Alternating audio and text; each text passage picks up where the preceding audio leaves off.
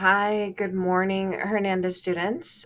It's Mrs. H once again. We are here for week 3 of our IB advisory.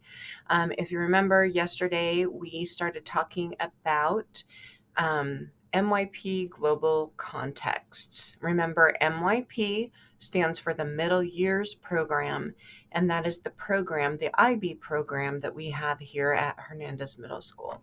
So we're going to go ahead and continue talking about the IB Global Context, and today we'll be discussing slides 14 through 30. All right, and this slide should look familiar to you. We showed this yesterday. And as you remember, the global context are 6 lenses through which we can view our world.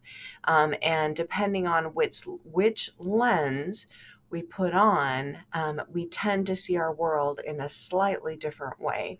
And so like this, we have this representing, obviously there's more than 6 different colors here, but imagine if you were to put on the lenses and what you see with blue lenses, everything is tinted blue versus yellow versus this rose red color. And remember, the scenes do not change. It's how we're looking at what's going on in the world. And so that's like our global context. The events remain the same. It's just how we're viewing the events through the global context lens. So yesterday we discussed lenses 1 and 2, or global context 1 and 2. Today we're going to be discussing 3, 4, 5, and 6. So with this one, the third one is orientation in space and time. And so with this lens, when we put it on, we're talking about what is the meaning of where and when, and how does time and in what time period you're born affect how you view the world. And so with this one, again, we have a picture of the world. We have everybody connected. And in the world, there is the interconnectedness of individuals. That's us and civilizations in which we live. And so no matter where we live throughout the world, we are connected with other individuals that live not only in our local area, but also throughout the world. And these are a few things that we can explore. We can look at personal histories, homes and journeys, turning points in humankind, maybe some of the discoveries that are made, and then explorations and specifically this one, migrations of humankind. And kind of interesting. Obviously, it hasn't been any fun living in a pandemic for the last couple of years, but especially with some of the new variants that are out. With this one, migrations of humankind, keep in mind that borders of countries are closed because countries are trying to keep out the different variants of the COVID pandemic. And so, like in history, where a lot of the emigrations happened and immigrations happened with the migrations of humankind, that was like on ships and over borders. And now migrations happen via plane and other types of transportation. All right, and so this just represents what we were talking about. Again, in the past, this might have been the way that migrations happen with the spice trade route. If you've ever learned about that in any of your history classes or other classes, that was really, really important to note that with the migrations, also things were shared between different countries or among different countries. All right, global context number 4 is fairness and development. So we're talking about equity, equality. What rights and responsibilities do you have being a U.S. citizen versus what type of rights do you have just from being human? How do we keep peace? How do we restore conflicts? You see a lot of that going on in our world today. And so these are some of the things that you'll definitely look at when we're looking at fairness and development.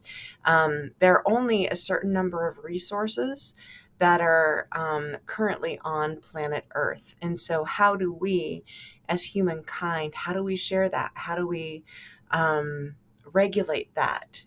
Who gets the water? Who gets the oil? Who gets all of these resources that, again, we can't get more. We just have to be able to do the best we can with the resources that we've been given. And then this might be an example of a unit plan on fairness and development. And all of your units hopefully will look like IB units, which means they'll have an inquiry component to them. And this is where you, as students, are able to look at information and make decisions and make choices going forward. And in this unit particularly, this talks about, again, what we were talking about, the finite resources, that there are only so many resources on the planet Earth. How do we share that? How do we control that? All right, global context number 5, identities and relationships. These are questions that are answered like, who am I? Who are we? What creates your identity as a person? What is a community? How do relationships between people and things affect them? And so living in Round Rock, Texas, as you guys do, there in order to have a healthy community, you have to have certain things that are surrounding you. And so these are some of the things that having a healthy community um, uh, will affect. So here we have, like, you have to have access to transportation, you need to have housing, you need to have access to community services. What about your medical care? You should have clinics available and doctors and hospitals. You also need to have, in a healthy community, you need to have schools, and you need to have like recreation opportunities. You need to have arts and culture, other community services. So think about Round Rock, Texas, and think about all those things that you have around you. And based on where you live, whether that be in a small town, whether that be in a big city, the services that you have surrounding you are going to be different based on where you live. All right. And then for global context number 6, this is our last context that we're going to be talking about. This one specifically focuses on scientific and technical innovation. So what is our relationship with the world around us? So you can see that this one kind of overlaps a little bit with the last one. How do we learn about the natural world? And what impact does science and technology have on the natural world and have on us? Okay, so this is one that you start to talk about. You start to study the interaction between people and how we interact with the world around us, looking at scientific principles, looking at scientific advances, technical advances. For example, the internet. What does the internet have to do with how we live our lives? Even think about the holiday season coming up. No matter which holiday you celebrate, if you're celebrating Christmas, if you're celebrating Kwanzaa, if you're celebrating Hanukkah, if you're celebrating another holiday, or you're just getting a present for someone that you live with, a family member, a friend, chances are you're going to have to do that a couple of different ways. You can go to the store to get it. You can get it online, or you can make it, right? But we all rely on the resources that are around us, and whether you get it at the store, whether you get it online, we have the internet, the stores have to stock their shelves. I mean, we all rely on technology, even for those things that we don't even recognize that are around us. And one other part of this, which I think is interesting, is it focuses on how humans can adapt to their environment, whether humans adapt to their environment or whether humans adapt the environment to them. And we'll talk about that in just a second. And then look at some of these well-known inventions. We have the printing press. So books and other printed materials, magazines, think of your favorite sports magazine. All of that comes because of the printing press. We have even something as simple as basketball. That was invented at one point. We have lighting around us. You look around you just with, think about when we were in school about a month ago when the lights kept going off.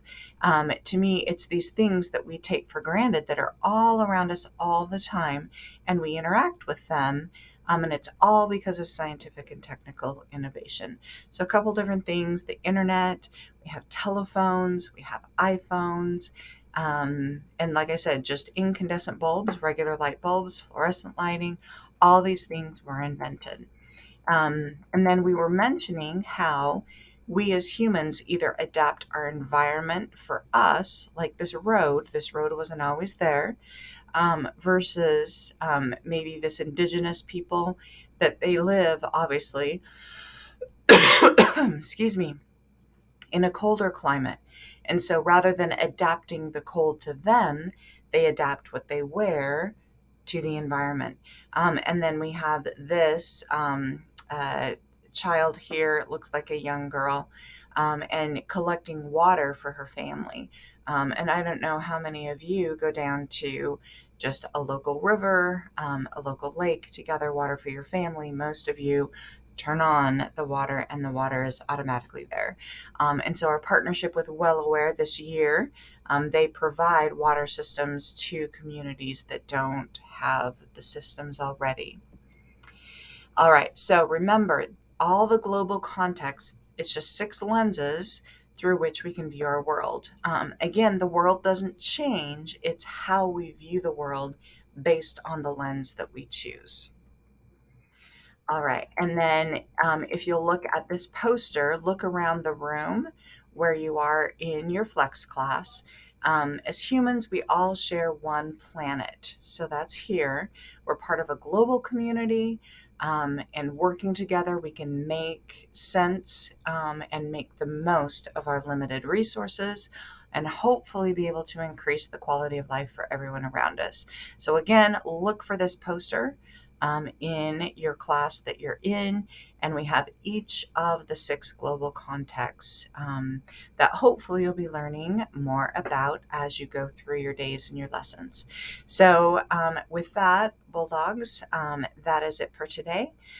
Again, there will be a question in Schoology. You're welcome to discuss it with your Flex class and then answer that question. And we will see you again next time for IB Flex. Have a good day.